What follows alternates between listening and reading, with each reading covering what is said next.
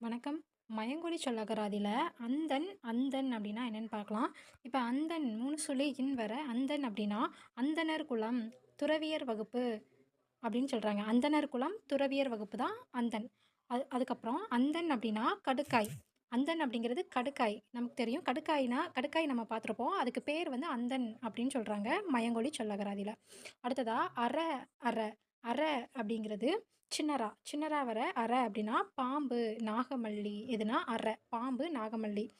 அற பெரியரா வந்து என்னன்னா, முழுவதும். அதாவது அறவே நீக்கிவிட்டேன். அறவே முழுவதுமா நம்ம நீக்கிவிட்டேன் அப்படின்னு சொல்லுவோம்ல, அததான் முழுவதும். அற அப்படிங்கிறது ஒரு வினையெச்சம். ஆ தெளிவாக.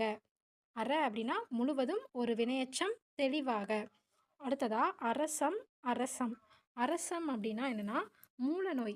அரசம் சின்ன ரா வர ரா அப்படிங்கிறது சின்ன ரா வர அரசம் அப்படின்னா மூலநோய், சுவை இல்லாதது தான் அரசம்.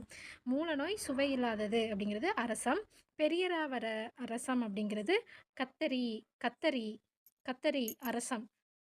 அடுத்ததா அறம், அறம். அறம் சின்ன ரா வர அறம் அப்படின்னா தோல், வண்டி, விரைவு, அரவங்கருவி. தோல், வண்டி, விரைவு, அரவங்கருவி.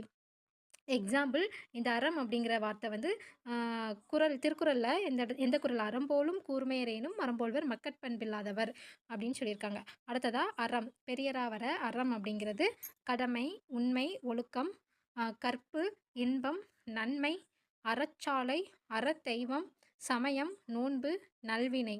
இது எல்லாமே அறம் அப்படின்னு சொல்லியிருக்காங்க. கடமை, உண்மை, ஒழுக்கம், கற்பு, இன்பம், நன்மை, அறச்சாலை, அறத்தெய்வம், சமயம், நோன்பு, நல்வினை. நன்றி.